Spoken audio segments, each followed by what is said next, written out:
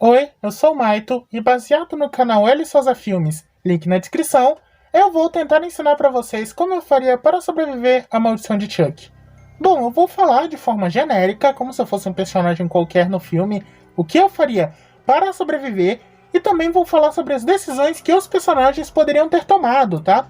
À medida que eles vão morrendo, eu vou dizendo para vocês a decisão que eu faria naquele momento para tentar sobreviver à maldição de Chuck. Bom, primeiramente o filme já começa nos mostrando uma mansão sombria e extremamente esquisita. A gente descobre depois que a mãe da protagonista, a Nika, ela tem alguns problemas do passado e que algumas coisas aconteceram na vida dela. Então essa é a primeira coisa que eu faria diferente. Se tu tem um passado sombrio, uma vida sombria, tu não mora numa mansão esquisita e sombria. Tu tenta morar num lugar que foge o máximo possível de uma coisa esquisita e sombria, tá bom? E, bom, as duas, né, a Nika e a mãe, elas estão vivendo suas vidas quando recebem uma encomenda bem estranha. E a gente já vê que a relação das duas não é muito boa, sabe? Quando elas abrem a caixa, um boneco feliz, o nosso famoso Chuck, chegou para elas. E aí tem uma coisa que me incomoda um pouco nesse filme. Essa é uma continuação direta que se passa no mesmo universo dos primeiros filmes. Então todos os eventos dos outros filmes, como o noivo do Chuck, o filho do Chuck, Chuck 1, 2 e 3, aconteceram de verdade. A história de um garoto que disse ter sido atacado por um boneco assassino e que ficou muito famosa. E além disso, Chuck ele atacou uma estrela de Hollywood e uma escola militar no Chuck 3. Então como elas não conheciam essa história? De qualquer jeito, é muito estranho tu receber um boneco bizarro de um remetente desconhecido. Então se fosse comigo, eu já devolveria para os correios na hora ou jogaria fora o boneco logo de cara. Ainda mais depois que ele falou com elas sem mais nem menos, sem apertar nenhum botão ou sem elas perguntarem nada. Oi, sou o Chuck. Quer brincar? Depois que elas conversam um pouco, algumas coisas acontecem, a mãe joga o Chuck no lixo. Mas é claro que isso não é suficiente, tá? E se fosse comigo, eu jogaria esse boneco o mais longe possível ou trancaria ele a 7 chaves. E não é nem brincadeira. Uma vez eu fiquei com medo dos meus bonecos do Max Steel, que eu tenho 2 Max Steel e um daquele vilão todo estranho dele e tal, que... Não sei se sabe de que vilão eu tô falando. E eu tranquei eles dentro do armário por dias até minha mãe me tranquilizar e dizer que eles não queriam me matar. Mas eu tranquei os bonecos lá. Se eu recebesse um Chuck, eu ia livrar dele na hora. À noite, nesse mesmo dia, a Nika acorda com a mãe dela gritando desesperada. E quando ela vai atrás, ela procura no quarto e não vê. E depois ela vai pra sala e a mãe dela tá morta no chão, toda ensanguentada. E eu já disse antes como a mãe dela poderia ter sobrevivido. Então nessa situação, a gente não vê como o Chuck atacou ela, a gente não vê as circunstâncias. Então não tem o que dizer o que ela poderia ter feito de diferente pra sobreviver. Mas se eu fosse ela, eu teria tomado aquelas atitudes no começo já pra me livrar do Chuck e ficar feliz e vivo. E isso de se livrar do Chuck era a mesma coisa que a Nika deveria ter feito depois que isso aconteceu. É no mínimo suspeito a sua mãe, no mesmo dia que um boneco do capeta aparece na tua porta, morrer. Mas vamos dar uma colher de chá, já que a mulher tinha um histórico de doenças mentais. Aí a família dela chega, né, pra ajudar nas questões da morta, no velório, separação de bens e todas essas coisas. E aparece quem? A criança do capeta.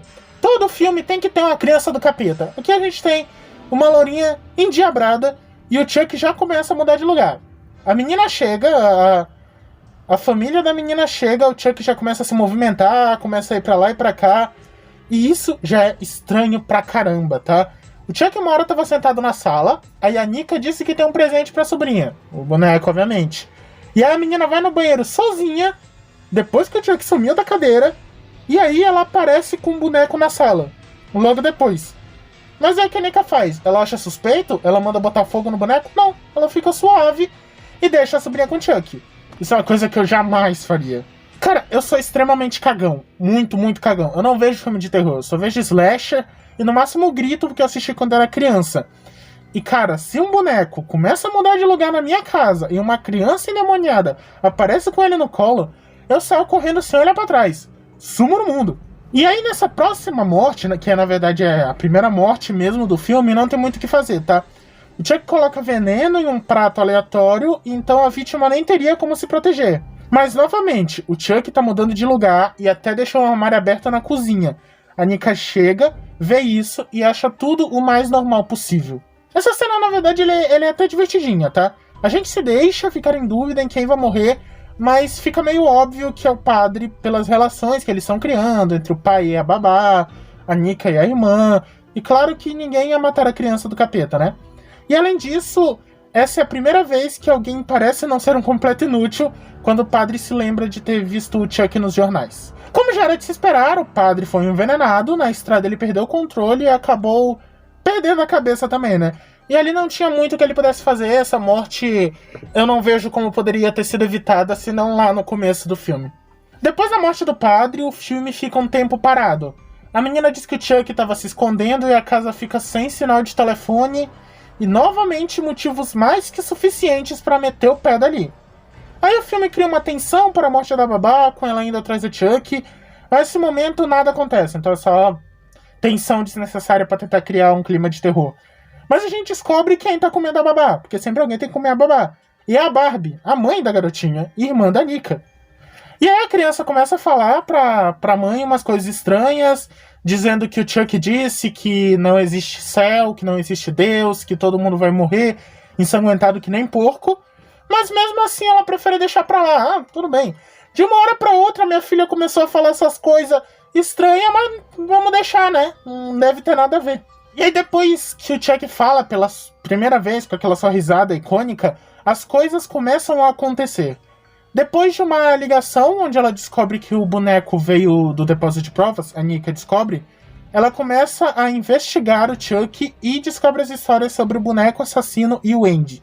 E aí quando a Barbie e a babá estão em uma conversa de vídeo, depois que elas se pegaram, né, que a gente descobre que é um relacionamento, a Barbie vê o Chuck correndo atrás da babá e acha que é a filha dela, né? Não, olha ali, a minha filhinha, que tem o triplo do tamanho do boneco, deve ser o que tá correndo ali atrás. E aí já é uma coisa que eu faria completamente diferente dessa mulher que eu odeio. Primeiro, não comeria a babá. Mas, caso estivesse acontecendo e eu visse um boneco correndo atrás dela, eu iria até o quarto o mais rápido possível pra tirar ela e todo mundo da casa, pra todo mundo ficar junto. E aí nessa hora a babá ela olha para o lado e vê o Chuck em pé com uma cara de diabo olhando pra ela, mas não faz nada. Ela fica tipo, Chuck, tá ligado? E se fosse eu ali, eu iria erguer os pés e me colocar pra cima da cama, evitando assim que ele fizesse o que fez, né? Que é jogar a água do balde e matar ela carbonizada. Depois disso ia tentar chutar ele, já que é só porcaria de um boneco, e ia pegar a criança e tentar fugir até o quarto da outra pessoa ou me encontrar com alguém. Então isso que ela devia ter feito. Subir os pés, se esconder, chutar o Chuck, pegar a criança, sair fugido. Mas ela não fez isso e acabou morrendo carbonizada. Outra morte que poderia ser muito facilmente evitada. E aí tá um grande erro das pessoas em filme de terror. Quando a primeira morte acontece, as pessoas se desesperam e começam a trocar acusações. É você, é você. Ou quando elas sabem quem é o inimigo, elas simplesmente ficam, foda-se, vamos fugir e caguei. Mas o que eu faria nessa situação seria juntar todas as pessoas e tentar fugir. Já que enfrentar o boneco não parece mais ser a melhor opção naquele momento, onde eles poderiam se juntar e simplesmente ir embora dali. Nesse momento, o filme e o roteiro fazem uma pequena trapaça. A Barbie ela vai procurar todo mundo, mas ela não vai até o quarto da filha, onde ela veria a babá morta. Mas sim em direção à escada, onde vê o Chuck sentado na ponta da escada do sótão. Então ela sobe para procurar a filha lá em cima. A Barbie começa a mexer no Chuck e encontra uma faca com ele. E se fosse eu nessa situação, teria dado umas 38 facadas nele. Sério, só facada no bucho. Mas ao invés disso, ela deixa o boneco sentado com a faca do lado dele. Aí a Barbie procura a filha pelo sótão e quando ela volta, o Chuck mudou de lugar. E aí o que ela faz? Opção 1, ela sai correndo? Opção 2, ela bate no Chuck? Ou opção 3, ela fica olhando o boneco e mexendo na cara dele? Ela fica olhando o boneco e mexendo na cara dele. E aí o que acontece? O Chuck mete uma faca no olho dela. E o que eu faria diferente nessa cena? Primeiramente, como eu disse, 38 facadas no Chuck. Mas caso eu fosse burro que nem ela até essa situação, na primeira vez que eu visse que tem uma cicatriz gigante no boneco, eu dava um socão na cara dele, saía correndo, fechava o sótão, prendia com todas as minhas forças e tentaria buscar ajuda com o pessoal. Ia ver a babá morta, e aí depois ia atrás do marido dela, e da irmã dela, pra que todo mundo ficasse junto ali pra se proteger. E eu não disse até agora pra vocês, mas a Nika é cadeirante, tá? E ela subiu 2 lances de escada e mais a metade da escada do sótão pra procurar a irmã. E aí o Chuck joga o olho da irmã dela que ele arrancou nela e depois o próprio corpo dela cai em cima da Nika. E cara, no momento em que o olho aparecesse rolando, eu já sairia correndo. Mas a Nika não tem essa opção, porque né, ela é cadeirante, não é uma opção pra ela. Então a melhor coisa, o melhor caminho que eu vejo pra ela sobreviver é mesmo que o roteiro tomou, que é ela buscar a cadeira de roda no armário, entrar na cadeira e tentar fugir pra um quarto fechado. E era possivelmente a melhor opção que ela tinha naquele momento. A Nika foge e se tranca no quarto com o pai da menina. Vamos chamá-lo de Jorge, já que ninguém se importa com o nome dele, eu nem prestei atenção qual era mesmo. E ela conta pro Jorge que todo mundo morreu e que a Alice sumiu, e diz que é tudo culpa do Chuck, o boneco. O Jorge então põe ela nos braços e os dois descem as escadas. E agora, convenientemente, o Chuck sumiu e não vai matar ninguém. E o que eu faria nessa situação era levar a Nika pra fora até o carro, pegar o carro, fugir com tudo até uma delegacia ou qualquer outro lugar, dizer que tem os corpos na casa e tal, e mandar a polícia pra lá. Mas como tu iria se explicar sobre os corpos, os mortos? Olha, eu não sei. Isso é uma coisa que eu ia fazer depois, eu ia dar meu jeito. Mas naquele momento eu pegaria a Nika e tentaria fugir. Mas não foi o que ele fez e nem poderia fazer, né? Já que a filha dele estava ali. Então, levando em conta que a filha dele estava ali, o que ele deveria ter feito? Levar a Nika até um lugar fechado, um quarto fechado e seguro, trancar ela completamente, dando a chave para ela, claro, pegar facas, armas, qualquer outras coisas, se proteger e ir atrás da filha. Mas o que ele faz? Leva a Nika pra garagem, deixa ela com a porta aberta e vai atrás da filha no completo foda-se, sem se proteger e sem prestar atenção em nada. E aí dá no que dá, né?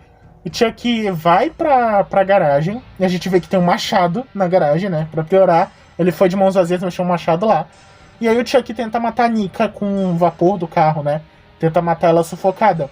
Mas aí a Nika consegue quebrar o vidro e desliga o carro. E quando o Jorge chega, ele vê a Nika com o machado e pensa que ela é inimiga, que a cadeirante saiu pela casa matando todo mundo e sequestrou a filha dele. E então ele pega a Nika, prende ela. A Nika precisa de uma injeção porque ela tem um problema no coração e ela desmaia. Cara, e o Jorge é sem dúvida o personagem mais merda desse filme. Ele prende a Nika e tenta tirar dela o paradeiro da Alice. Mas ela não sabe onde tá a menina. Então ele pega o notebook dele e vai ver as imagens da câmera que ele pôs no Chuck. Então ele vê o boneco andando pela casa e vigiando todo mundo. E claro, isso é super normal, né? Boneco sai andando por aí. Mas quando ele coloca no ao vivo, ele fica olhando o Chuck chegar por trás dele, de trás da cadeira de roda, e fica super de boa. Tipo, olha só, o boneco tá vindo me matar. Yupi! Certo, e o que eu faria para sobreviver se fosse ele nessa situação? E claro que é difícil acreditar que um boneco fez tudo aquilo, tá? Mas se eu fosse pegar a Nika pra prender ela, eu teria deixado ela num canto e teria trancado a porta muito bem trancada, enquanto via tudo no notebook e não ia virar as costas. Primeiro, ele virou as costas pra Nika, achando que ela era assassina, e virou as costas pra porta. Então, eu teria tudo olhando nos olhos dela e olhando pra porta, obviamente. E, se eu visse lá na cena o Chuck fazendo todas aquelas merdas, eu ia me reforçar ainda mais na minha proteção e ia pedir ajuda, por telefone ou por internet. E ia ficar ali até alguma ajuda vir e é isso aí, ficar esperando pra sobreviver, já que ele foi burro o resto do filme todo, né? Agora essa é a única chance dele. E não é isso que acontece, o Jorge morre e a Nika fica sozinha contra o Chuck.